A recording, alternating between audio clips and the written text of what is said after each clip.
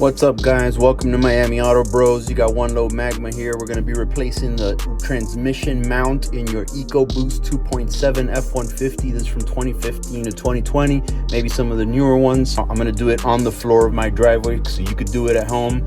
All you're going to need is a 21 millimeter for the big bolts and a 15 millimeter for the smaller bolts. You're going to have 15 millimeter bolts that connected to the housing, a 15 millimeter bolt that holds the exhaust flange on the side of the mount, and then your 221s that are down here under it onto two long studs. I would recommend a 21 deep socket.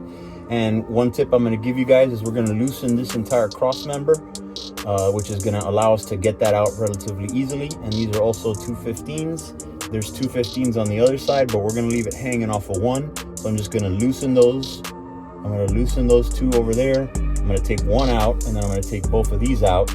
This is going to drop this cross member down where I've got to gain access to the mount. And I'm going to swap it all out for our new mount. All right, now the transmission mount's out. We're going to replace it with the brand new mount. You can see the differences here. When it was on the truck, this was literally sitting on here, metal to metal. Same thing as reverse. We're going to drop it right in, drop in our hangers, tighten up our bolts, and we're done with this job. All right, and there you have it, folks. Rear transmission mount replaced.